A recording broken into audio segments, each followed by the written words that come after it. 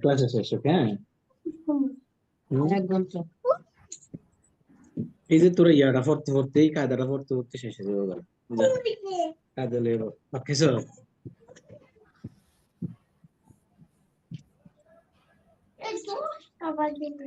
না 9টা বাজে শেষ হয়ে যাবে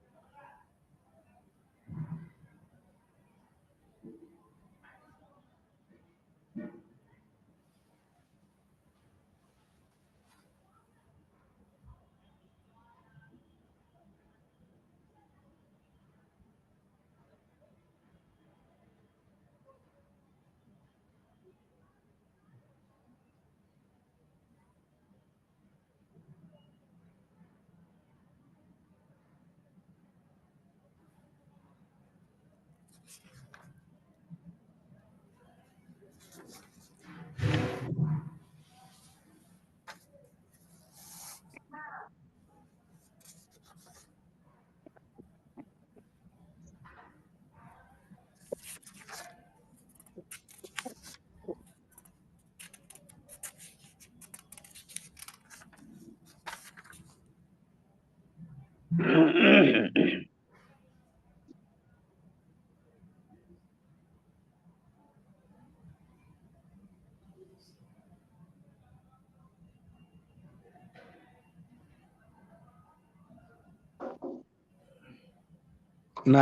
কেউ আছেন? আসসালামু আলাইকুম। নারায়ণগঞ্জের কেউ আছেন? নারায়ণগঞ্জের এই সাদি ভাই, আসসালামু আলাইকুম। ওয়ালাইকুম আসসালাম। কি খবর? কি খবর? ওই স্যার আসলে দেয়া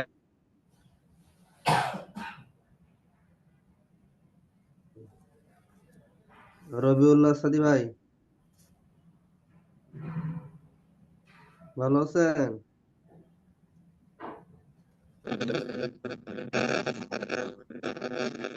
রবিউল্লাহ সাদি ভাই কেমন আছেন?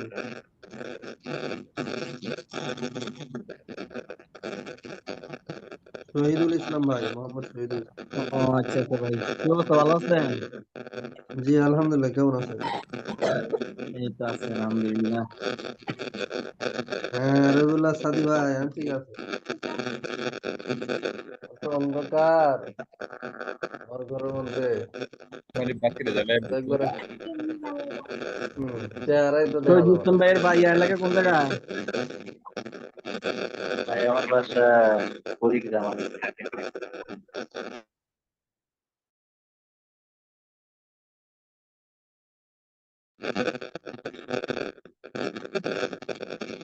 আদি ভাই কই থাকেন, কি করেন?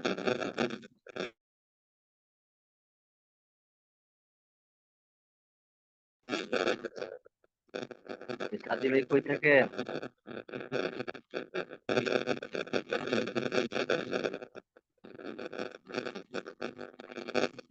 নারায়ণগঞ্জ আছি ভাই, নারায়ণগঞ্জ। মসজিদে আছেন? মসজিদ মাদ্রাসা তো ওটা মিলাই, মাদ্রাসা সরাবেগা পর্যন্ত। শহরে না গ্রামে ভাই? শহরে ফতুল্লাহ। আচ্ছা আচ্ছা। নারায়ণগঞ্জে যে স্টেডিয়াম আছে না, আসসালামু আলাইকুম রহমতুল্লাহ। ওসব যে এসে পড়ছে, এখন কথা না বলি। ওয়ালাইকুম আসসালাম কেমন রহমতুল্লাহি আছেন ওয়া আপনারা? বারাকাতুহু। সাদি ভালো আছেন? জি আলহামদুলিল্লাহ। আপনারা সবাই ভালো আছেন? জি আলহামদুলিল্লাহ। আলহামদুলিল্লাহ। আলহামদুলিল্লাহ ভালো আছি। আমাদের আজকে 30 নাম্বার যে কবিতা, বুঝলা? এই কবিতা থেকে আরম্ভ হবে। আমাদের যে কিতাব, এটা 70 নাম্বার পৃষ্ঠা। আপ 70 নাম্বার পৃষ্ঠা। আচ্ছা, আপনাদের মাহমুদিয়াতে কত নাম্বার পৃষ্ঠা যদি আপনারা বলে দেন তাহলে অনেকের জন্য সুবিধা হবে। 109 নাম্বার পৃষ্ঠা।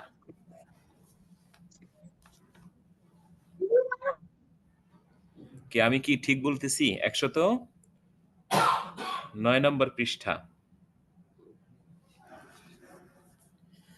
আর আপ ফতোয়া কেসে দে, এটা উর্দু সরা, মাকতাবা হেজাজ দেওবন্দ, এটার হইল 70 নম্বর পৃষ্ঠা।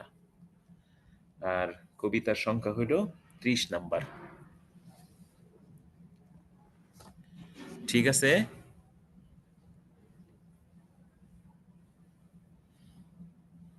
জি। তো শের থেকে পড়া হইতেছে।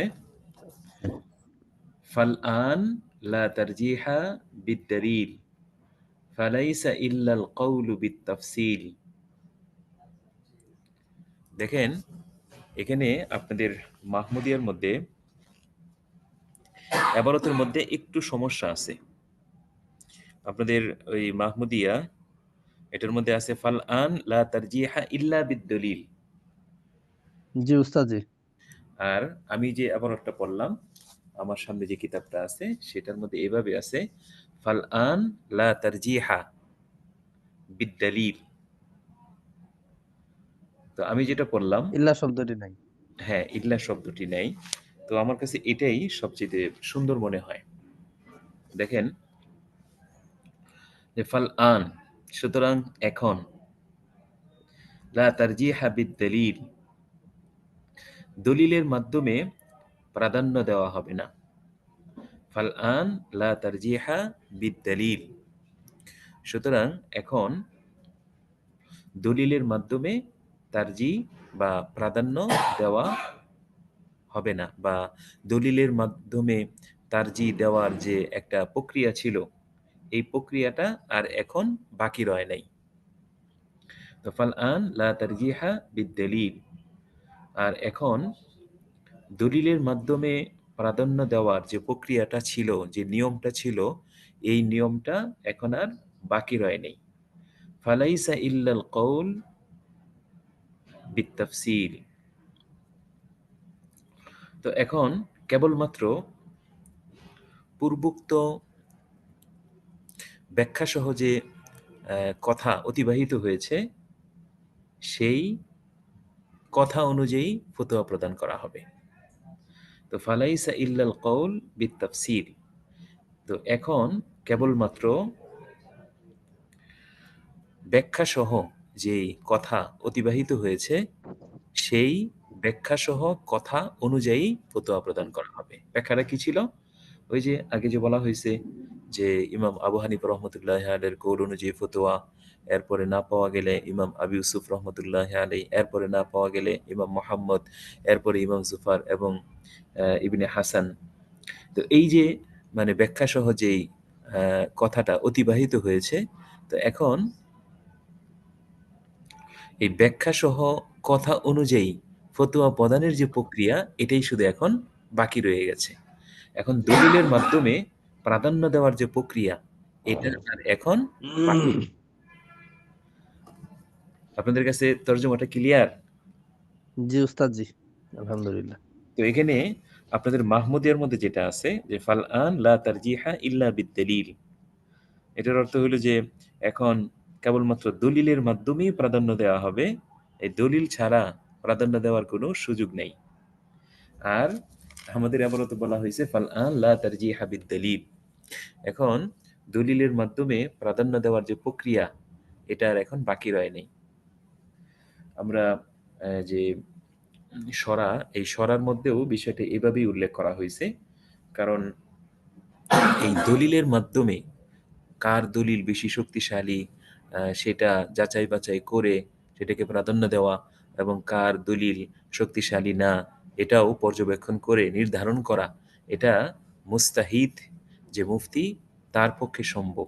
আমরা যারা মুকাল্লিদ মুফতি আমাদের পক্ষে এটা সম্ভব না। আর এখন মুস্তাহিদ মুফতি নাই বললেই চলে।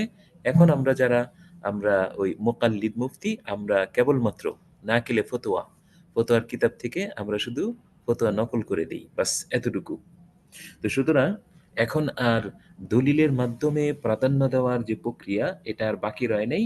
ফালাইসা ইল্লাল কওল বিত্তাফসিল, এখন শুধুমাত্র ব্যাখ্যা সহ যে কথা অতিবাহিত হয়েছে, তো সেই প্রক্রিয়া অবলম্বন করে প্রাধান্য দেওয়া হবে। মা লাম ইয়াকুন খিলাফুহু আল মুসাহহাহা ফানাখুযু আল্লাযী লাহুম ক্বাদ ওয়াযাহা। মা লাম ইয়াকুন খিলাফুহু আল মুসাহহাহা, তো ওই যে ব্যাখ্যা সহ যে কৌল বা যেই কথা অতিবাহিত হয়েছে যে ইমাম আবু হানিফা রহমতুল্লাহি আলাইহির মতের উপর ফতোয়া, না থাকলে ইমাম আবু ইউসুফ, এভাবে যে ধারাবাহিকভাবে বলা হয়েছে, তো এটার জন্য একটা শর্ত আছে। কি শর্ত?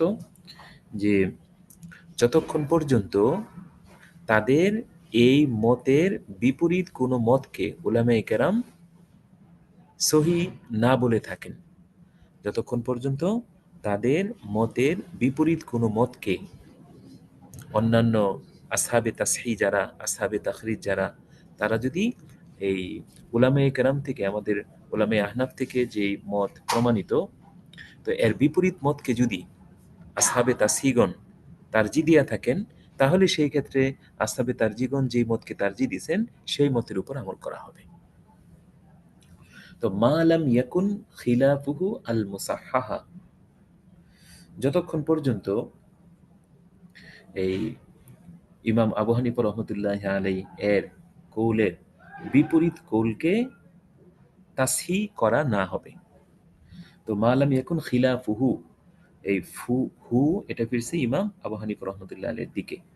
মা লাম ইয়াকুন খিলাফুহু, যতক্ষণ পর্যন্ত ইমাম আবু হানিফা রহমতুল্লাহ আলাই এর মতের বিপরীত মতকে আল মুসাহহাহা তাসহিহ করা না হবে।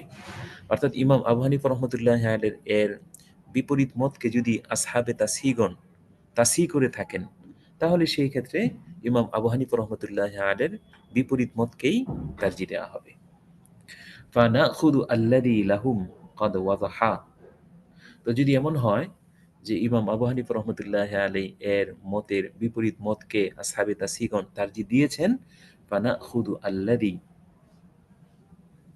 তো তখন যদি এমনটা হয় তাসহিহ দিয়া থাকেন, তাহলে আমরা ফানাখুযু আল্লাযী, তাহলে আমরা ওই মতকে গ্রহণ করব লাহুম ক্বাদ ওয়াযাহা, যা আসহাবে তাসহিহ তাদের জন্য স্পষ্ট হয়েছে, যা আসহাবে তাসহিহ তাদের জন্য স্পষ্ট হয়েছে, আমরা ওই মতকে গ্রহণ করব।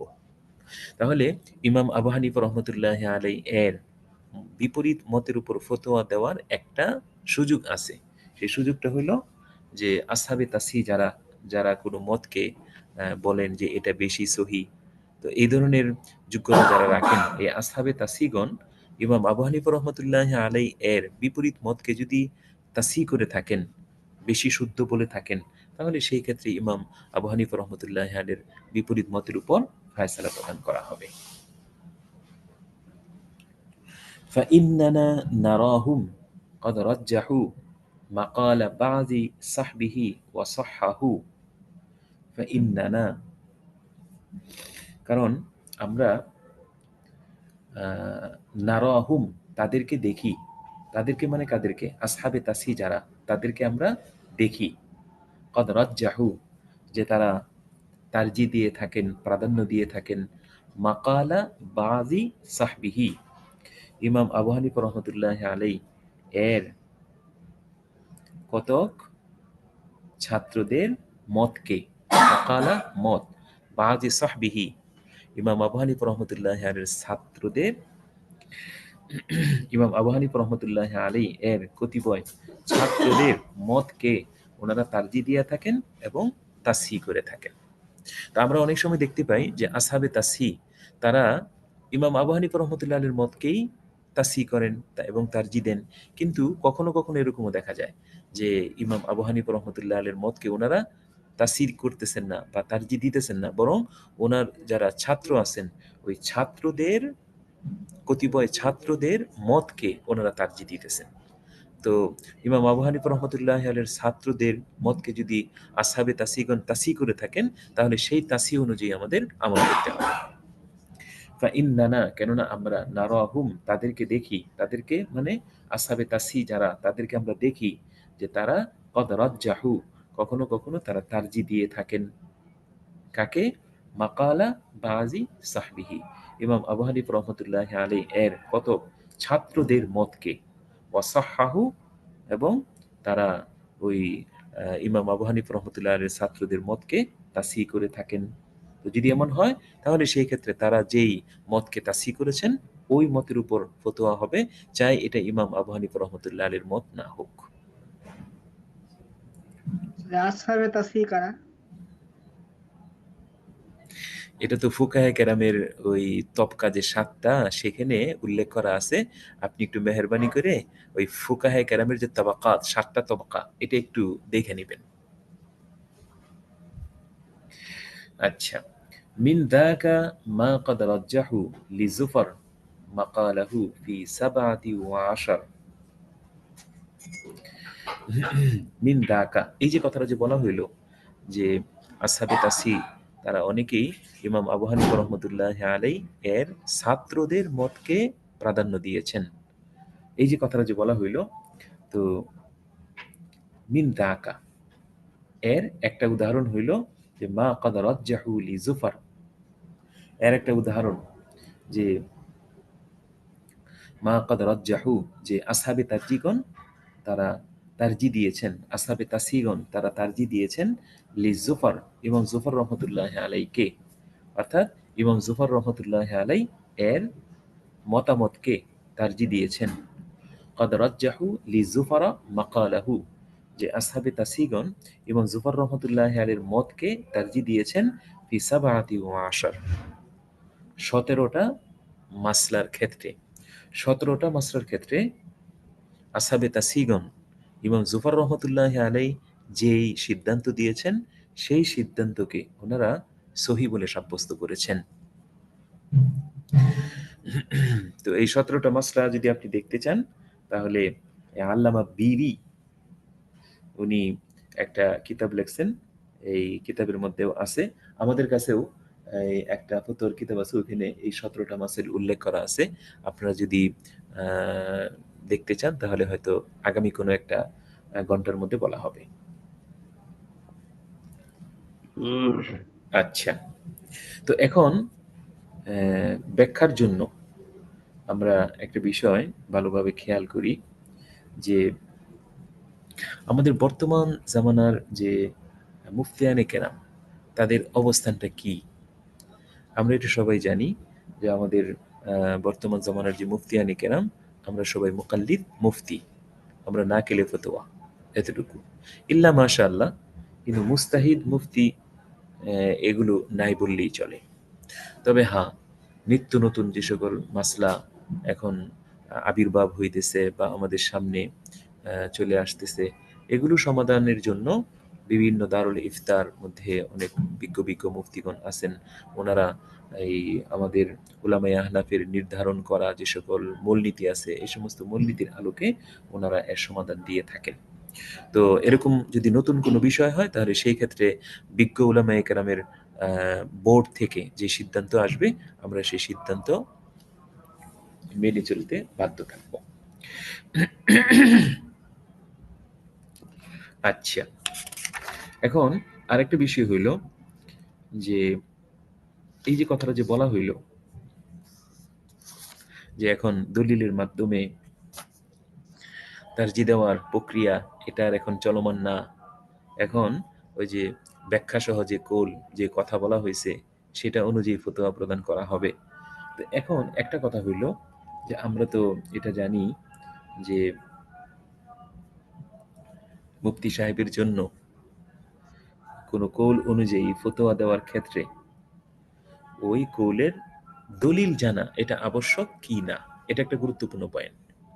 তো কেউ কেউ বলছেন যে মুফতি সাহেব যতক্ষণ পর্যন্ত যে কৌলের উপরে তিনি রায় দিতেছেন ওই কৌলের যদি তিনি দলিল না জানেন তাহলে সেই ক্ষেত্রে ওই কৌল অনুযায়ী তার ফতোয়া দেওয়ার অবকাশ নাই।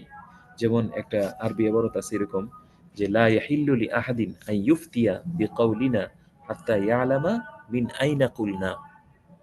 লা ইয়াহিল্লু লি আহাদিন, কারোর জন্য জায়েজ নাই, আন ইফতিয়া বিকাউলিনা, আমাদের মত অনুযায়ী ফতোয়া দেওয়ার, হাত্তা ইয়ালামা মিন আইনা কুলনা, যতক্ষণ না পর্যন্ত সে এই বিষয়টা জানবে যে আমরা কোত্থেকে এই সমাধান দিতেছি, এই মাসলা বলতেছি। অর্থাৎ যে সমাধানটা দিলাম এই সমাধানের দলিল এবং প্রমাণ যতক্ষণ পর্যন্ত সে না জানবে ততক্ষণ পর্যন্ত আমাদের সেই কোল দ্বারা ফতোয়া প্রদান করা তার জন্য জায়েজ হবে না। তো এই যে এরকম যে আছে, তাহলে মুফতি সাহেব যদি দলিল না জানে তাহলে সেই ক্ষেত্রে সে কিভাবে ফতোয়া প্রদান করবে? তো এটার এই সমাধান এভাবে দেওয়া হয়েছে যে এই কথাটার দুইটা অর্থ আছে। একটা অর্থ হইল যে এই কথাটা ওই সমস্ত মানে মুফতির জন্য যারা মুস্তাহিদ তাদের জন্য, এবং যারা দলিল প্রমাণ এগুলো বুঝেন তো তাদের জন্য হলো এটা। আর আমরা যারা মুকাল্লিদ মুফতি আমরা তো দলিল প্রমাণ বুঝি না। এখন আপনি হয়তো বলবেন যে হুজুর দলিল প্রমাণ বুঝি না এই কথা বললে তো আমাদেরকে অপমান করা হইতেছে। না না, অপমান করা না, মূলত আমাদের ভিতরের যে মানে কি বলে সুপ্ত প্রতিভা বা আমাদের ভিতরের যে মূল ধন এটাকেই কিন্তু প্রকাশ করা হইতেছে। কারণ আমরা মনে করি যে কোরআন শরীফের আয়াত থেকে সরাসরি আমরা এই মাসলা বের করব অথবা হাদিস থেকে সরাসরি দেখে আমরা মাসলা বের করব। আসলে কিন্তু এগুলো কিন্তু মাসলা বের করার প্রক্রিয়া না। ইশারাতুন নাস আছে, দালালাতুন নাস আছে, ইক্তিজাউন নাস আছে, অনেক বিষয় আছে যেগুলোকে কেন্দ্র কইরা এখান থেকে মাসলা বের করা হয়। এখন এই সবগুলো উপলব্ধি করা এবং আয়াত এবং হাদিস থেকে মাসলা বের করার যে নিয়মাবলী আছে এই নিয়মাবলী অনুসরণ করে মাসলা বের করার যে মালাকা যোগ্যতা এটা কয়জনের আছে? তো সেই হিসেবে বলা হবে যে এই যে কথাটা যে বলা হইল যে আমাদের কোল এর দলিল না জানা পর্যন্ত তার জন্য ফতোয়া দেওয়া জায়েজ নেই, এটা হলো যিনি মুস্তাহিদ মুফতি তার জন্য। অথবা এরকম বলা যায় যে যিনি এটা মানে দলিল পেয়ে গেছেন ওনার জন্য এই কথা। অথবা কেউ কেউ এটার জন্য এই ব্যাখ্যা করছেন যে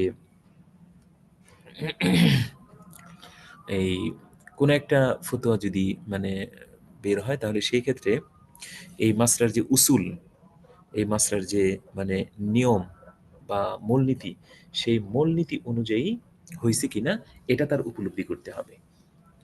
তো এই সবগুলি আসলে মুস্তাহিদ মুফতি যিনি ওনার জন্য। আর মুকাল্লিদ মুফতি তার করণীয় হইল তিনি ওই সরাসরি ফতোয়ার কিতাবের মধ্যে সেই বিষয়টা স্পষ্টভাবে তাসরিহান দেখে নেবেন এবং দেখার পরেই তিনি ফতোয়া দিবেন।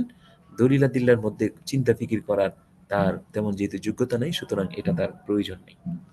আর একজন মুকাল্লিদ, তাকলিদ কাকে বলা হয়? তাকলিদ তো বলাই হয় যে বেলা দলিল কোনো মাসলাকে মেনে নেওয়া, বেলা দলিল। এখন মুকাল্লিদ সে যদি দলিলা দিল্লাই দেখে তাহলে তো সে মুকাল্লিদের পর্যায়ে রইল না, সে তো মুস্তাহিদ হয়ে গেল।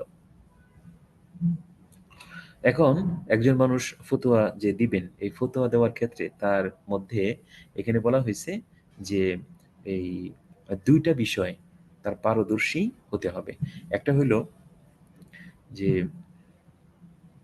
কোরআন হাদিস এবং ইজমা কিয়াস এই সম্পর্কে তার পুরাপুরি দক্ষতা থাকতে হবে।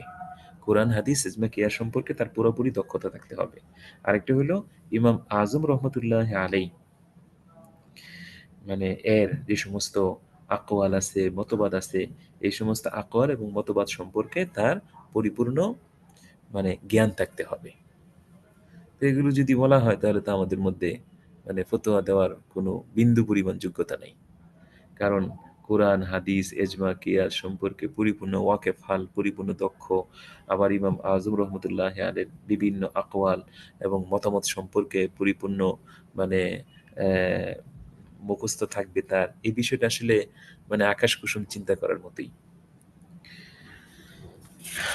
আচ্ছা, এরপরে আরেকটা জিনিস এখানে বলা হয়েছে, সেটা হলো যে গাইরে মুস্তাহিদ মুফতি যিনি, অর্থাৎ মুকাল্লিদ মুফতি যিনি, তিনি শুধুমাত্র নাকেলে ফতোয়া হয়ে থাকেন, ফতোয়া নকলকারী হয়ে থাকেন।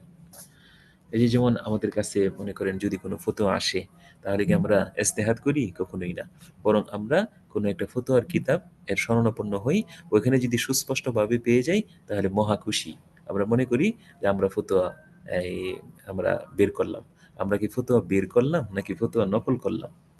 তো একটা প্রশ্ন আমাদেরকে করলে হুবহু আমরা এই প্রশ্নটা ফতোয়ার কিতাবের মধ্যে খোঁজার চেষ্টা করি, পেয়ে গেলে আমরা শুধু ওইখান থেকে ফতোয়াটা নকল করে আমরা আমাদের সাইলকে দেয়া দিই। বাস এতটুকু শুধু আমাদের দায়িত্ব।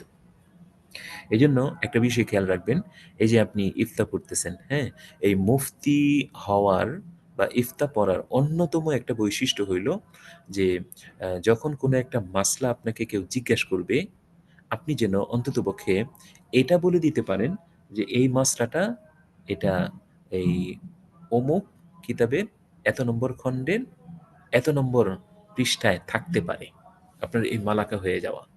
যেমন মনে করেন ফতোয়ে স্বামীর মধ্যে কিতাবুত তহরাত কোন জায়গায় আছে, কিতাবুস সলাত কোন জায়গায় আছে, জাকাত কোন জায়গায় আছে, তারপরে জিহাদের অধ্যায় কোন জায়গায় আছে, এরকম ভাবে প্রত্যেকটা ফতোয়ার কিতাবের মধ্যেই কিন্তু বাব ভিত্তিক মাসলা সাজানো আছে। এখন কোনো একটা মাসলা সামনে আসলে আপনি যেন সাথে সাথে অল্প সময়ের মধ্যে বিভিন্ন ফতোয়ার কিতাবের ওই সুনির্দিষ্ট অধ্যায়ে গিয়ে আপনি মাসলা যেন অল্প সময়ের মধ্যে বের করে নিতে পারেন।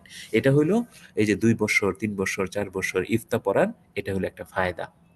আর যদি মনে করেন ফেকি মালাকা তৈরি হয়ে যায় মেহনত করতে করতে, ওই যে আমি গতকালকে যে একটা প্রক্রিয়া বলছিলাম, এই প্রক্রিয়ার মাধ্যমে যদি আপনারা ফতোয়া তামরিন করেন তাহলে দেখা যাবে আস্তে আস্তে আপনার মধ্যে ফেকি মালাকা তৈরি হবে। আর যখন ফেকি মালাকা তৈরি হবে তখন দেখবেন যে অনেক মাসলা এরকম হবে যে আপনি একটা সিদ্ধান্ত নিছেন, ফতোয়াওয়ালা আরেকটা সিদ্ধান্ত নিছে। অনেক সময় এমন হবে আপনারটাই সঠিক, ফতোয়াওয়ালা যিনি বলছেন যা বলছেন ওইটা বেঠিক, এরকম প্রমাণিত হবে। তো বলা হইতেছে যে আমরা ওই যে নাকিলে ফতোয়া, আমরা ওই ফতোয়ার কিতাব থেকে ফতোয়া বের করে উত্তর বের করে সেটা শুধু নকল করে দিই। আচ্ছা, এখন আরেকটা বিষয় হলো যে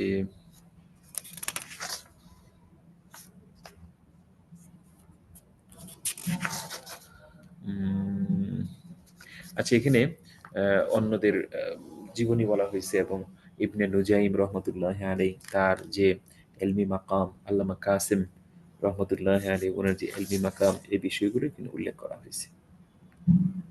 আচ্ছা, এরপরে দেখেন ওই 34 নম্বর শের দেখেন তো, 34 নম্বর শের আমাদের কিতাবের মধ্যে এই 83 নম্বর পৃষ্ঠা। আপনাদের কিতাবের মধ্যে কত নম্বর পৃষ্ঠা? এই 128 নম্বর পৃষ্ঠা আপনাদের কিতাবের মধ্যে দেখেন, দেখেন তো আছে কিনা।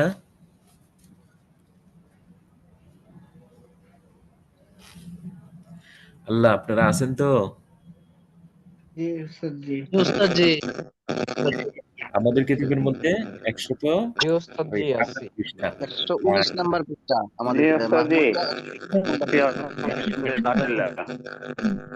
জি, আমাদের কিতাবের মধ্যে 83 নম্বর পৃষ্ঠা। আর শেরের নাম্বার হইল এই 34 নাম্বার। দেখেন, থুম্মা ইদা লাম তুজাদ আর রিওয়ায়া আন উলামাইনা যাবিদ দিরায়া। থুম্মা ইদা লাম তুজাদ আর রিওয়ায়া, অতঃপর যখন কোনো বর্ণনা পাওয়া যাবে না। থুম্মা ইদা লাম তুজাদ আর রিওয়ায়া, অতঃপর যখন কোনো রেওয়ায়াত পাওয়া যাবে না, অর্থাৎ আমাদের উলামে আহনাফ থেকে এই ব্যাপারে কোনো ধরনের কোনো রেওয়ায়াত যখন পাওয়া যাবে না, কাদের থেকে?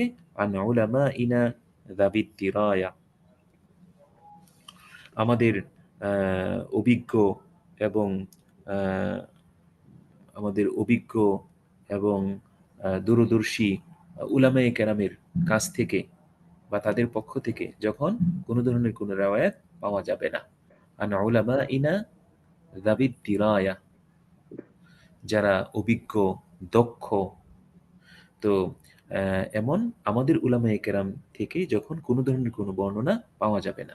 আন উলামাইনা, উলামায়ে আহনাফ থেকে, যাবিদ দিরায়া, যারা অত্যন্ত দক্ষ এবং অত্যন্ত অভিজ্ঞ, তো এমন উলামায়ে কেরাম, আমাদের উলামায়ে কেরাম থেকে যখন কোনো ধরনের কোনো রিওয়ায়াত পাওয়া যাবে না, তো তখন কি করতে হবে? ওয়াখতালাফা আল্লাযীনা ক্বাদ তাআখারু ইউরাজ্জাহু আল্লাযী আলাইহি আল আকসার, তো যখন আমাদের অভিজ্ঞ এবং দক্ষ উলামায়ে আহনাফ থেকে কোনো রিওয়ায়াত পাওয়া যাবে না, ওয়াখতালাফা আল্লাযীনা ক্বাদ তাআখারু, এবং পরবর্তী ফুকাহে কেরাম যারা এসেছেন তাদের মধ্যেও এই মাসলা সম্পর্কে মতানৈক্য রয়েছে। ওয়াখতালাফা আল্লাযীনা, এবং ইখতিলাফ করেছেন তারা, ক্বাদ তাআখারু, যারা পরবর্তী সময়ে এসেছেন, অর্থাৎ পরবর্তী সময়ে যে সকল ফুকাহে কেরাম এসেছেন তাদের মধ্যেও এই মাসলা নিয়ে যদি ইখতিলাফ দেখা দেয়, তাহলে কি করতে হবে? ইউরাজ্জাহু আল্লাযী আলাইহি আল আকসার, তাহলে ওই মতকে প্রাধান্য দিতে হবে যেই মতের উপর অধিকাংশ ফুকাহে কেরাম থাকবেন। তাহলে ইউরাজ্জাহু আল্লাযী আলাইহি আল আকসার, তাহলে ওই মতকে প্রাধান্য দেওয়া হবে যেই মতের উপর অধিকাংশ উলামায়ে কেরাম থাকবেন। مثل الطحاوي وأبي حفص الكبير وأبوي جعفر والليث الشهير, যেমন ইমাম তহাবি রহমতুল্লাহ আলাই এবং ইমাম আবু হাফস কবির, ইমাম আবু হাফস আল কবির, এমনিভাবে আবু জাফর এবং প্রসিদ্ধ আবুল লাইথ সামারকান্দি। এই যে ও আবওয়াই, এই যে জাফরের শুরুতেও আবু হবে এবং ওয়াল্লাইথ, এই লাইথের শুরুতেও আবু হবে, এই জন্য আবওয়াই বলা হয়েছে। ও আবওয়াই জাফারিন ওয়াল্লাইথ আশ-শাহীদ, এবং আবু জাফর ও প্রসিদ্ধ আবুল লাইথ সামারকান্দি রহমতুল্লাহ আলী। ফকি আবুল লাইথ সামারকান্দি রহমতুল্লাহ আলী, ওনার একটা কিতাব আছে তানবীহুল গাফিলিন, আপনারা এটা পড়ছেন কিনা? জি উস্তাদ জি। জি, তানবীহুল গাফিলিন অত্যন্ত চমৎকার একটা কিতাব। এটা ফকি আবুল্লাহ আহ, আহ, সামারকান্দি রহমতুল্লাহ আলী তিনি লিখেছেন। আমার কাছে অনেক সুন্দর লাগছে, মানে খুবই ভালো লাগছে। আমি ওই কিতাব দ্বারা ওনাকে চিনছি, কিন্তু উনি যে এত বড় একজন ফকি ছিলেন, মানে এটা পরে জানছি। আচ্ছা, তো উনারা আহ, যেই মতকে যেই মতকে অবলম্বন করবেন, অর্থাৎ অধিকাংশ উলামায়ে কেরাম যেই মতকে অবলম্বন করবেন সেই মতকে তারজিহ দেওয়া হবে। وحيث لم توجد لهؤلاء مقالة واحتيج للإفتاء। আর যদি এরকম হয়, ওয়াহাইতু আর যখন, লাম তুজাদ লিহাউলাই মাকালাতুন আর যখন এই সমস্ত মহান ব্যক্তিদের কোনো রায় অথবা কোনো সিদ্ধান্ত পাওয়া যাবে না, ওয়াহতিজা লিল ইফতা এবং ফতোয়া প্রদানের প্রয়োজন হবে। আর যখন এরকম হবে, এই সমস্ত মহান ব্যক্তিদের কোনো রায় অথবা কোনো সিদ্ধান্ত পাওয়া গেল না, ওয়াহতিজা লিল ইফতা এবং ফতোয়া প্রদানের প্রয়োজন হয়, তখন কি করতে হবে? ফালিয়ানজুরিল মুফতি বিহাদ্দি বিজিদ্দি ওয়াজতিহাদ ওয়ালিয়াখশা বাতশা রাব্বিহি ইয়াউমাল মাআদ। তখন কি করবে? ফালিয়ানজুরিল মুফতি বিজিদ্দি ওয়া ইজতিহাদ। তখন মুফতি সাহেব তিনি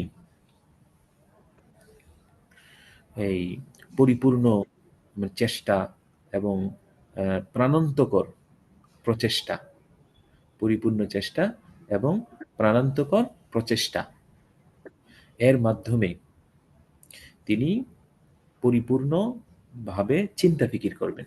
ফালিয়ানজুর আল মুফতি, এই ফালিয়ানজুর শব্দের অর্থ হইল যে তিনি ভালোভাবে গভীরভাবে চিন্তা ফিকির করবেন।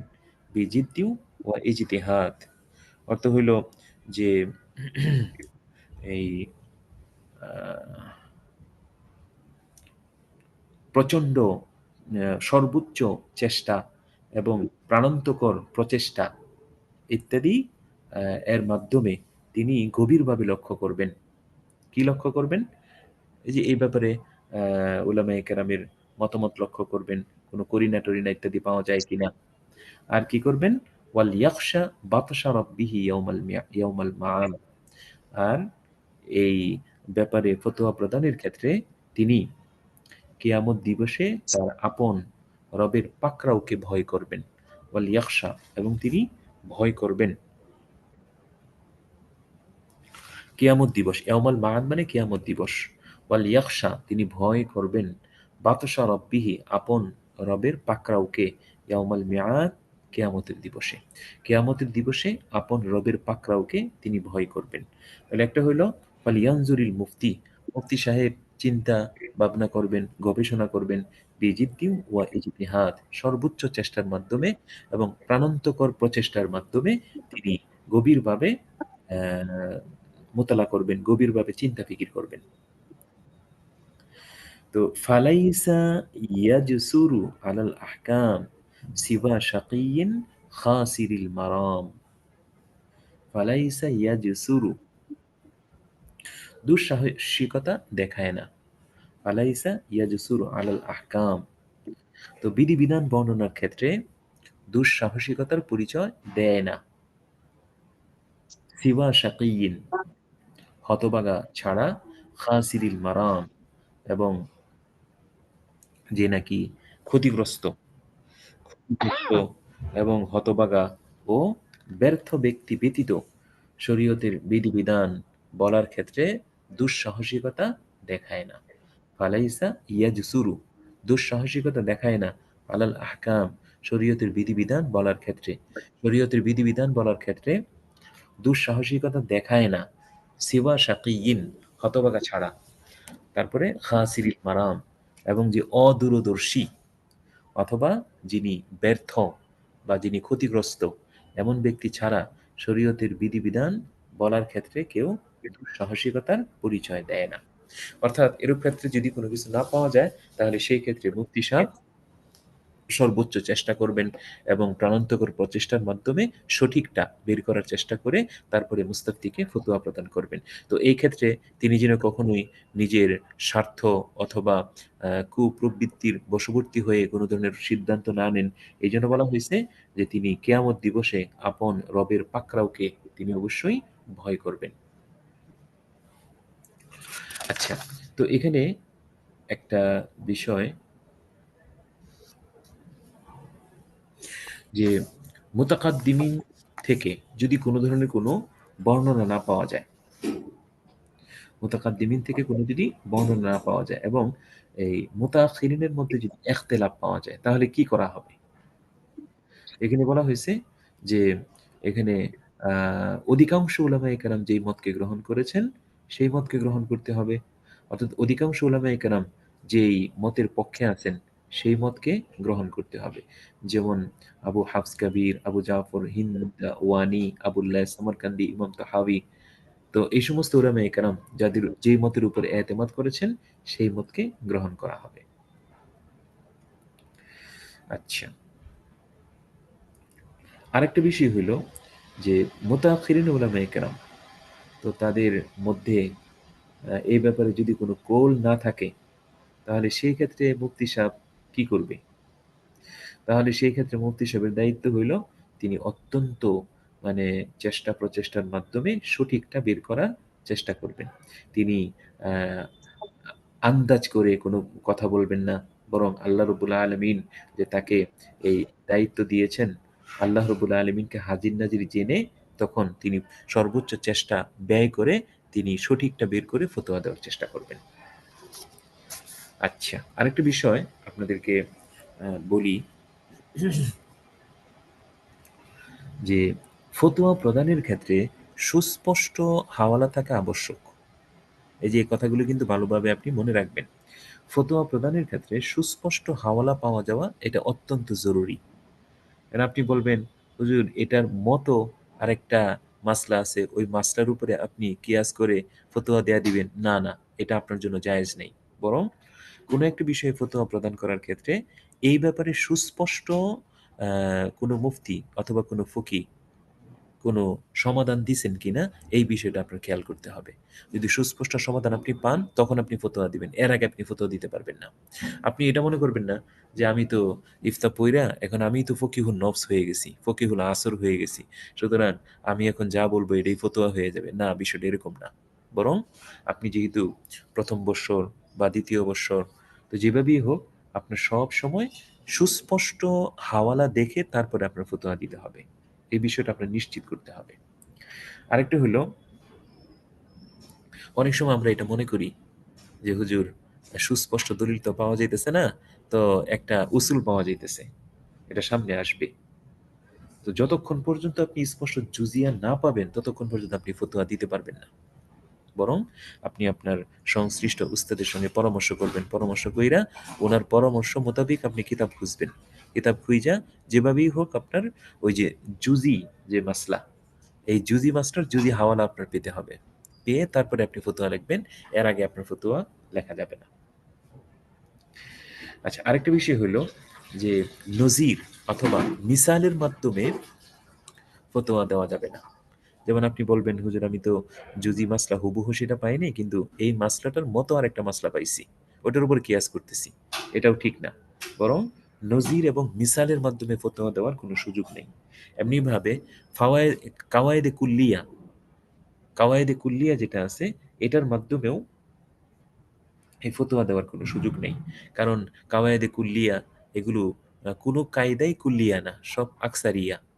তো সুতরাং আপনি যে মাসলাটা ইস্তেমবাদ করতেছেন হতে পারে যে এটা এই কায়দা থেকে মানে আহ, বহিরাভূত একটা মাসালা, এরকমও হতে পারে। এমনিভাবে আপনি নজির অথবা আপনি অন্য একটা এই ধরনের মাসলা দেখে যে ফতোয়া দিবেন, হইতে পারে আপনার দৃষ্টিতে দুইটা মাসলা এক, কিন্তু বিচক্ষণ যারা তাদের কাছে হয়তো এই দুইটা মাসলার মধ্যে অনেক বেশি পার্থক্য দেখা দিবে, যেটার কারণে আপনার যে কিয়াস এই কিয়াসটাই বাতিল বলে গণ্য হবে। এই জন্য বলা হয়েছে যে ফতোয়া প্রদানের ক্ষেত্রে সুস্পষ্ট হাওয়ালা লাগবে, জুজি হাওয়ালা লাগবে, আর উদাহরণের মাধ্যমে বা নজির দেখে ফতোয়া প্রদান করা যাবে না। কারণ আপনার কাছে মনে হইতেছে একই, কিন্তু অন্যজনের কাছে মনে হবে আকাশ পাতাল পার্থক্য। এমনিভাবে কাওয়াইদে কুল্লিয়ার ভিত্তিতেও ফতোয়া দেওয়া যাবে না, কারণ কোনো কায়দাই কুল্লিয়া না, বরং এগুলো আকসারিয়া হয়। তো এই কাওয়াইদে কুল্লিয়া দেখেও ফতোয়া দেওয়ার কোনো সুযোগ নেই।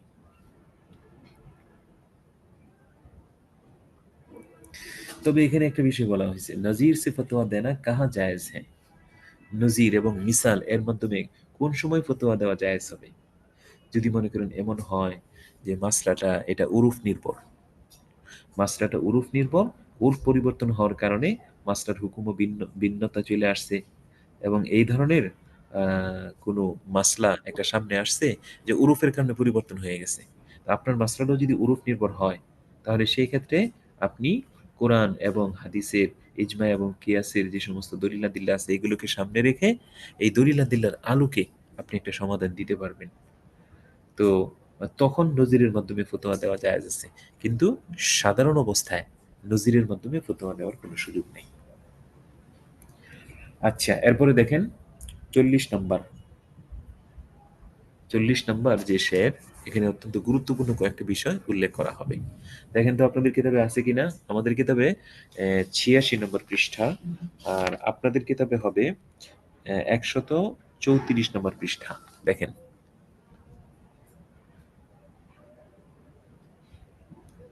পাইছেন? জি ওস্তাদ জি। মাহমুদি 124 নম্বর 134। 40 নম্বরটা ওই যে 129 পৃষ্ঠায় আছে। মাক্তাবে জাকারিয়া 145। আচ্ছা, ঠিক আছে। দেখেন, এখানে বলা হইতেছে যে ওয়াহাহুনা জাওয়াবিতু মুহাররারা গাদাত লাদা আহলি নুহা মুকাররারা। ওয়াহাহুনা বলা হইতেছে যে এখানে জাওয়াবিতু কিছু বিশুদ্ধ নিয়মাবলী, ফেকার কিছু বা ফতোয়া প্রদানের কিছু বিশুদ্ধ নিয়মাবলী মুহাররারা লেখা হচ্ছে, বা এখানে উল্লেখ করা হচ্ছে, বা এখানে জাওয়াবিতু, জাওয়াবিত মানে নিয়মাবলী, বিশুদ্ধ মানে ওই ফতোয়া প্রদানের বিশুদ্ধ নিয়মাবলী মুহাররারা লিপিবদ্ধ, মুহাররারা মানে মাকতুবা। তো এখানে ফতোয়া প্রদানের কিছু বিশুদ্ধ নিয়মাবলী লেখা হচ্ছে। গাদাত লাদা আহলি নুহা মুকাররারা, যা জ্ঞানীজনদের কাছে নির্ধারিত, যা জ্ঞানীজনদের কাছে নির্ধারিত হয়ে আছে। গাদাত মানে সারাত, লাদা আহলি নুহা জ্ঞানীজনদের কাছে, মুকাররারা যা জ্ঞানীজনদের কাছে সুনির্ধারিত হয়ে আছে।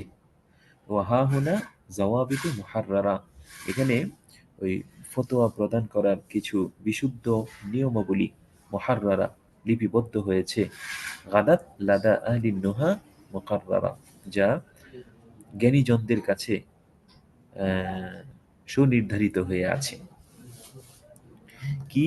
তার মধ্যে একটা হলো এই, দেখেন, ফি কুল্লি আবওয়াবিল ইবাদাত রুজ্জিহা কাউলুল ইমাম মুতলাকা। ফি কুল্লি আবওয়াবিল ইবাদাত, ইবাদত সম্পর্কীয় সকল অধ্যায়ে, ইবাদত সম্পর্কীয় সকল অধ্যায়ে সাধারণভাবে ইমাম আবু হানিফা রাহমাতুল্লাহি আলাইহির মতকে প্রাধান্য দেওয়া হবে বা প্রাধান্য দেওয়া হয়েছে। রুজ্জিহা কাউলুল ইমাম মুতলাকা, সাধারণভাবে ইমাম আবু হানিফা রাহমাতুল্লাহি আলাইহির মতকে প্রাধান্য দেওয়া হয়। তাহলে ফি কুল্লি আবওয়াবিল ইবাদাত, ইবাদত সংশ্লিষ্ট সকল অধ্যায়ে রুজ্জিহা প্রাধান্য দেওয়া হয়েছে কাউলুল ইমাম মুতলাকা, সাধারণভাবে ইমাম আবু হানিফা রাহমাতুল্লাহি আলাইহির মত এবং তার কৌলকে। মুতলাকা এটার অর্থ কিন্তু আগে বলা হয়েছিল। মুতলাকা শব্দের অর্থ হইল যে সাধারণভাবে, অর্থাৎ যে ইমাম আবু হানিফা রাহমাতুল্লাহি আলাইহির সঙ্গে কেউ থাকুক অথবা তিনি একা থাকুক, সর্বাবস্থায় উনার কৌলের উপরে ফতোয়া হবে। কখন? মালাম তাসিহ আনহু রিওয়ায়াতুন,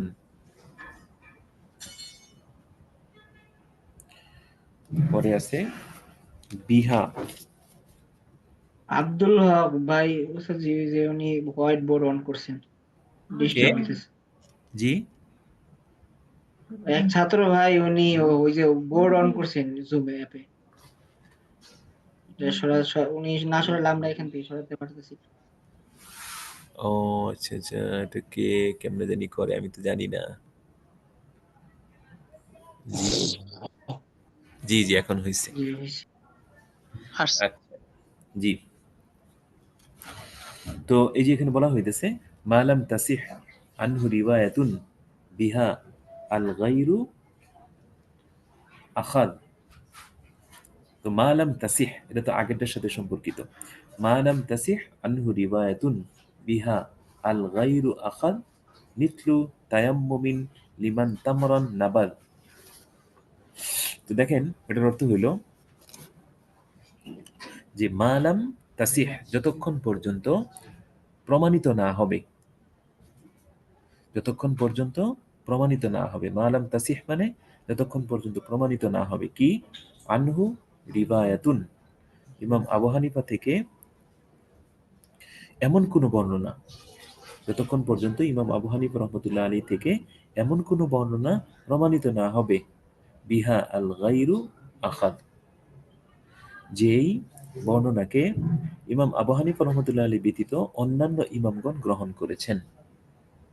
যে ইমাম আবু হানিফা রহমতুল্লাহ আলী থেকে ওই মতের বিপরীত আরেকটা মত আছে, যেই মতের উপর এই ইমাম আবু হানিফা রহমতুল্লাহ আলীর অন্যান্য ছাত্ররা ফতোয়া, যতক্ষণ পর্যন্ত এই বিষয়টা প্রমাণিত না হবে ততক্ষণ পর্যন্ত সাধারণভাবে ইমাম আবু হানিফা রহমতুল্লাহ আলীর কৌলের উপরে ফতোয়া প্রদান করা হবে। তো মালাম তাসিহ যতক্ষণ পর্যন্ত এটা প্রমাণিত না হবে কি? যে আনহু রিওয়ায়াতুন, ইমাম আবু হানিফা রহমতুল্লাহ আলাই থেকে আরেকটা বর্ণনা আছে যেটা প্রথম বর্ণনার বিপরীত, বিহা আল গাইরু আখাদ, যেটাকে অন্যরা গ্রহণ করেছেন। অন্যরা মানে কি? ইমাম আবু হানিফা রহমতুল্লাহ আলাই ব্যতীত অন্যান্য ইমাম গ্রহণ করেছেন, যেমন ইমাম আবু ইউসুফ, ইমাম মোহাম্মদ, ইমাম জুফার, ওনারা গ্রহণ করেছেন। তো যদি এমন হয় যে ইমাম আবু হানিফা রহমতুল্লাহ আলী থেকে তার আগের মতের বিপরীত একটা মত আছে, সেই মতটা ইমাম আবু হানিফা রহমতুল্লাহ আলী কোনো একটা ছাত্র গ্রহণ করেছেন এবং সেটার উপর ফতোয়া দিয়েছেন, এরকম যদি না হয় তাহলে সাধারণভাবে ইমাম আবু হানিফা রহমতুল্লাহ আলীর কৌলের উপরে ফতোয়া প্রদান করা হবে। আর যদি এমন হয় যে ওনার থেকে একটা বর্ণনা আছে এবং সেই বর্ণনা অনুযায়ী তার কোনো ছাত্র ফতোয়া প্রদান করেছেন, এমন যদি হয় তাহলে সেই ক্ষেত্রে ওই তার কৌল অনুযায়ী ফতোয়া প্রদান করা হবে। মিথলু তায়াম্মুমিন লিমান তামরান নাবাত, যেরকম ভাবে ওই ব্যক্তির ক্ষেত্রে তায়াম্মুমের বিধান কি হবে? যে ব্যক্তি পানির মধ্যে খেজুর ভিজিয়েছে, পানির মধ্যে খেজুর ভিজিয়েছে, ওই ব্যক্তি এই পানি ছাড়া আর কোনো পানি নাই, এখন সে কি এই পানি দ্বারা তায়াম্মুম করবে, এই পানিতে উজু করবে নাকি এই পানি রেখে দিবে এবং সে তায়াম্মুম করবে? এই ব্যাপারে একটা ইখতিলাফ আছে। তো ইমাম আবু হানিফা রহমতুল্লাহ আলী একটা বলেন আর ওনার অন্যান্য ছাত্ররা আরেকটা বলেন। তো অন্যান্য ছাত্র আরেকটা বইলা ওটার উপর ওনারা মানে বলছেন, তারজি দিচ্ছেন এবং ওটার উপর এই কথা বলে দিয়েছেন। তো এরকম যদি থাকে তাহলে সেই ক্ষেত্রে ওই ইমাম আবু হানিফা রহমতুল্লাহ আলীর বিপরীত যেই মতকে অন্যান্য ইমামরা গ্রহণ করেছেন এবং তারজি দিয়েছেন, সেই মতের উপরে ফতোয়া প্রদান করা হবে। ওয়াকুল্লু ফারঈন বিল কাযা তাআল, না আগেরটা ঠিক আছে। ওয়াকুল্লু ফারঈন বিল কাযা তাআল্লাকা কাউলু আবি ইউসুফ ফীহি ইউনতাকা। ওয়াকুল্লু ফারঈন, আর শাখাগত যত মাসলা আছে যেটা সম্পর্ক বিল কাযা বিচারের সাথে, বা যেটা সম্পর্ক ফায়সালার সঙ্গে, বিল কাযা, কাযা শব্দের অর্থ কি? কাযা শব্দের অর্থ হইল এই যে যিনি কাজী সাহেব, ওনার যে ফায়সালা, আদালত ইত্যাদি সম্পর্কীয় শাখাগত যত মাসলা আছে, তো বিল কাযা তাআল্লাকা, কাজা তথা কাজী সাহেবের ফায়সালার সাথে সংশ্লিষ্ট শাখাগত যত মাসলা আছে, কওলু আবি ইউসুফ ফিহি ইউনতাকা, এই সমস্ত ক্ষেত্রে ইমাম আবি ইউসুফ রহমতুল্লাহ আলাইহির কৌলকে নির্বাচন করা হবে। তো কাজার সাথে সম্পর্কিত যত শাখাগত মাসলা আছে, এই সমস্ত মাসলার ক্ষেত্রে ইমাম আবি ইউসুফ রহমতুল্লাহ আলাইহির কৌলকে নির্বাচন করা হবে, চয়ন করা হবে।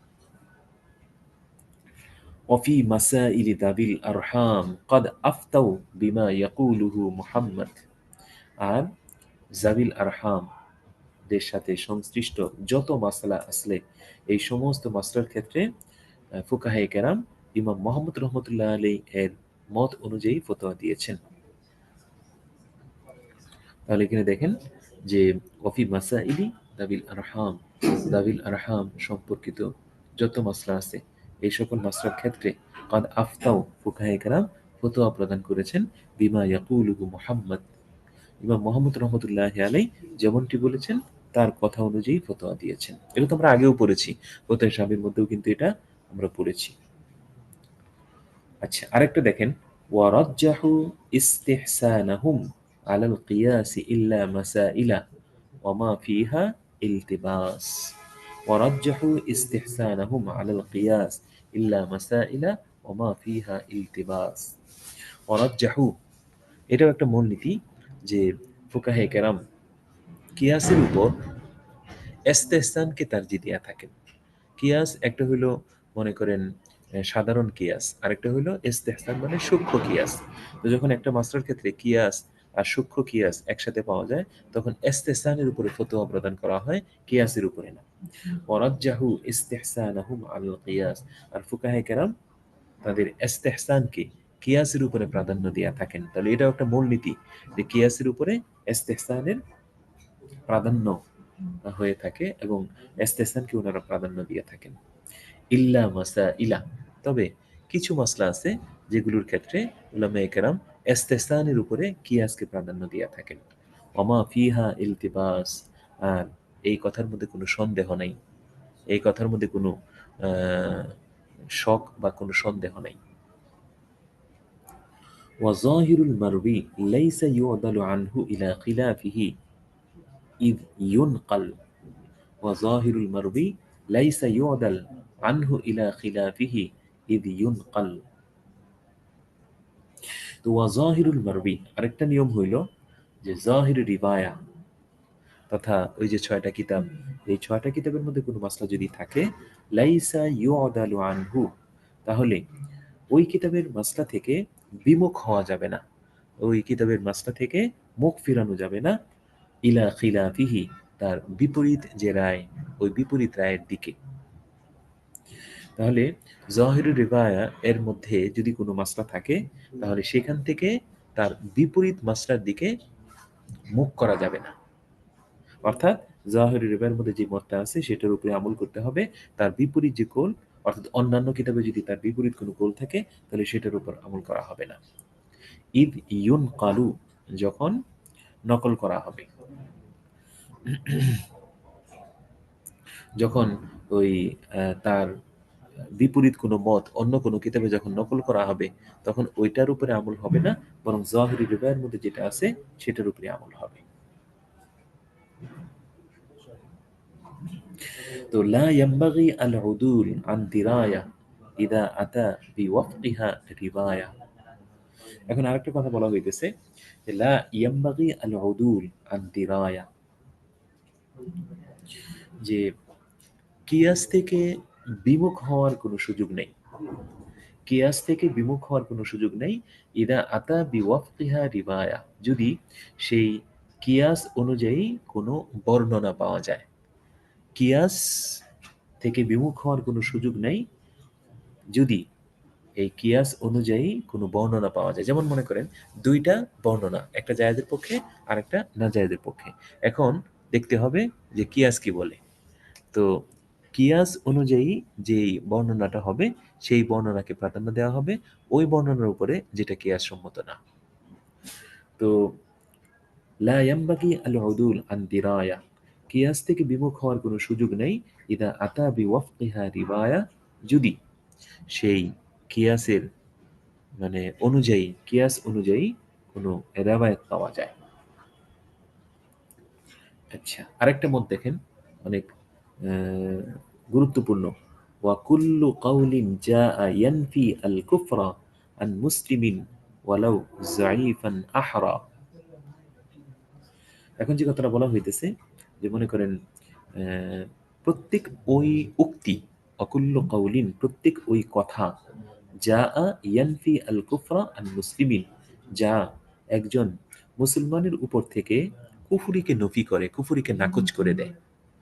অকুল্ল কাউলিন প্রত্যেক ওই কথা, যা ইয়ানফি আল কুফরা আন মুসলিমিন, যা একজন মুসলমানের উপর থেকে কুফুরির যে অপবাদ, এই অপবাদকে নাকচ করে দেয়, তো এই কৌলটা গ্রহণ করা হবে।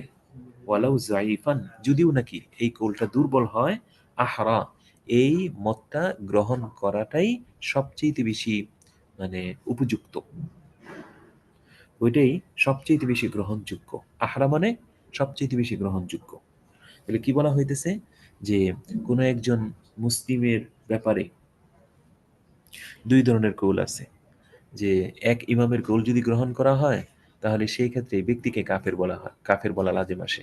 আর আরেকজনের মত যদি গ্রহণ করা হয়, তাহলে এই ব্যক্তিটা মুসলমান থাকে। তাহলে বলা হয়েছে যে যার কথা গ্রহণ করলে এই ব্যক্তিটা মুসলমান হিসেবে থাকে, তার কথাটা গ্রহণ করা হবে, যদিও নাকি তার কথাটা দুর্বল হয়। এমনকি ফুতোয়ার কিতাবেতে এমন আছে যে একজন ব্যক্তি একটা কথা বলছে, এই কথাটার 100টা এহতেমাল আছে, সম্ভাবনা আছে। তো এখানে যদি 99টা সম্ভাবনা এই কথা বলে যে সে কাফের হয়ে গেছে, আর একটা সম্ভাবনা যদি এই কথা বলে যে না সে কাফের হয়নি, তাহলে একজন মুফতি সাহেবের জন্য করণীয় হইল ওই একটা সম্ভাবনাকে ধারণ কইরা ওই ব্যক্তিকে কাফের হয় নাই এরকম ফতোয়া প্রদান করা। তো ওয়াকুল্লু কাউলিন যা ইয়ানফি আল কুফরা, প্রত্যেক ওই উক্তি যা কুফরিকে নাকচ করে, আন মুসলিমিন একজন মুসলমান থেকে, ওয়ালাউ যায়ীফান, যদিও নাকি এই কৌলটা দুর্বল, আহরা, তো এটা গ্রহণ করা বেশি উপযুক্ত। আচ্ছা ঠিক আছে, আজকে তাহলে এ পর্যন্তই থাকুক। আমাদের এই মাস্টার মধ্যে যদি আপনাদের কোনো আপত্তি থাকে তাহলে আপনারা বলতে পারেন, বা কোনো প্রশ্ন থাকলে আপনারা বলতে পারেন।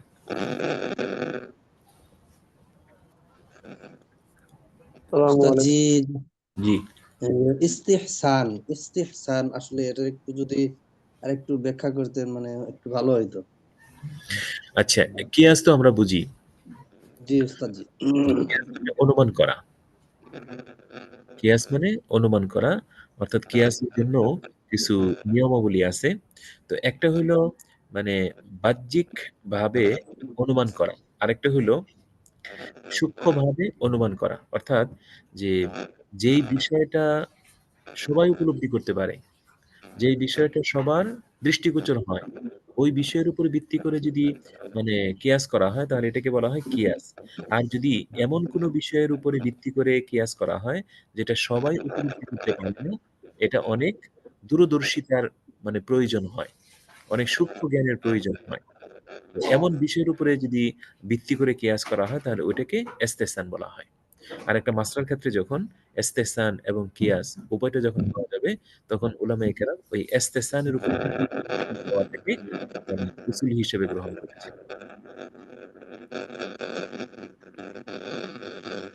জি আসসালামু উস্তাদ, আলাইকুম রাহমাতুল্লাহ। জি, ওয়ালাইকুম আসসালাম। জি বলেন। জি হুজুর, আমার একটা মাসলা হ্যাঁ বলেন। মাসআলা এবং ফতোয়ার মধ্যে পার্থক্য কি? কি কি?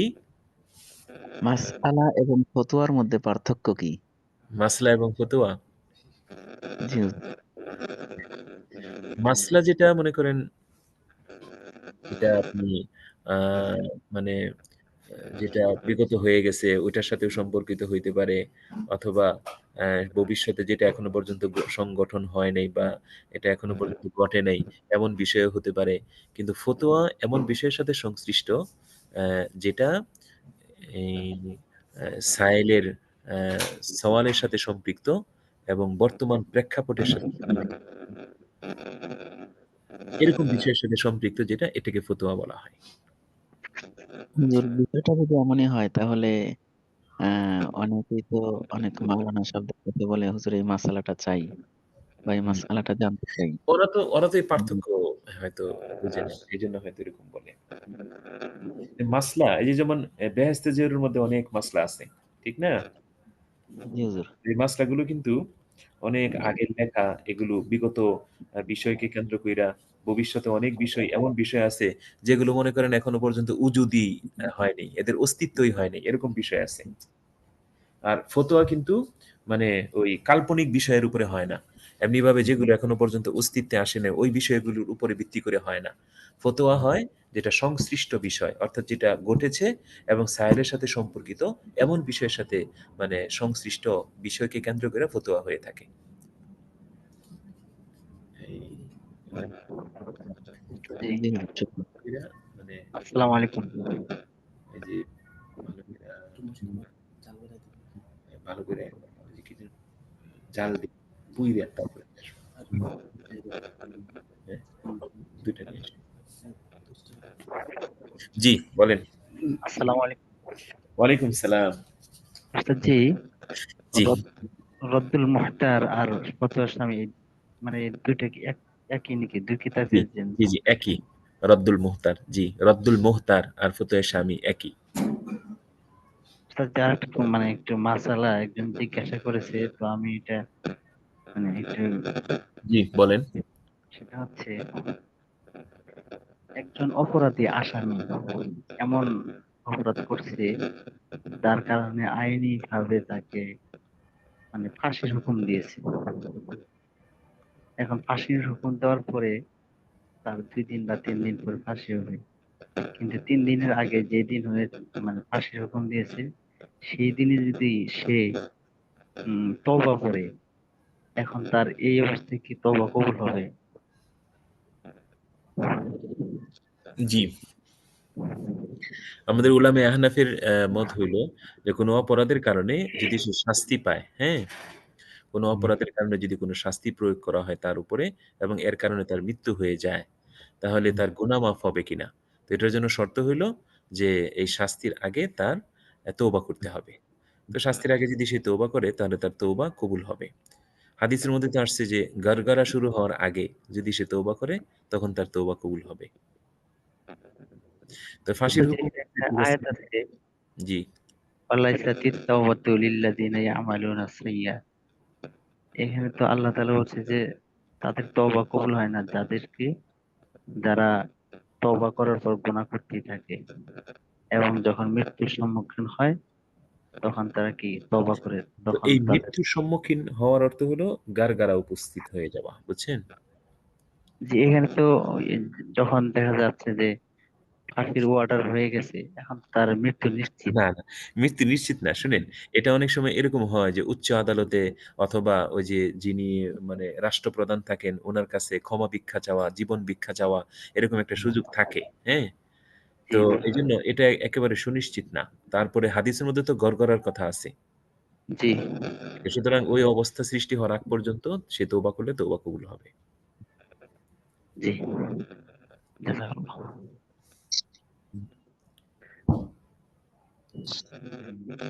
तो बात এই যে আপ ফতোয়া कैसे दे জি।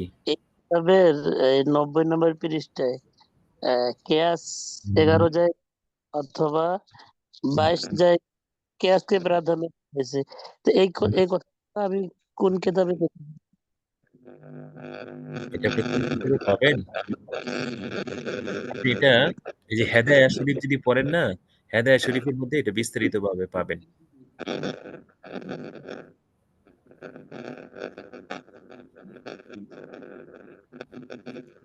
জি, আচ্ছা ঠিক আছে। তাহলে আজকে এই পর্যন্তই। মানে জি, হেদ- কথাটা বুঝতে পারিনি হেদায়ার আপনি যদি হেদায়া পড়েন না, হেদায়া কিতাবের মধ্যে এই বিষয়গুলো আছে। হেদায়া তো আমি নিজেই অনেকদিন থেকে হেদায়ার সঙ্গে জড়িত, কিন্তু আপনি আপনি প্রশ্নটা কি করছেন এটা বলেন? আমি বললাম যে এই কেয়াস স্থানটাই হচ্ছে প্রাধান্য পায়। কিন্তু কেয়াসটা ১১ টি জায়গায় অথবা ২২ টি জায়গায় প্রাধান্য দেওয়া হয়েছে।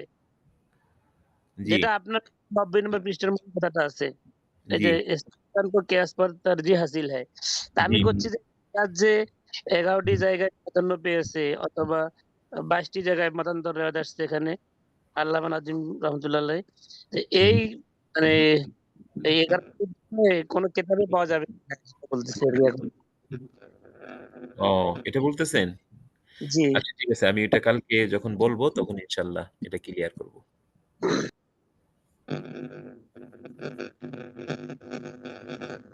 আচ্ছা ঠিক আছে তাহলে আজকে এই পর্যন্তই আসসালামু আলাইকুম ওয়া রাহমাতুল্লাহ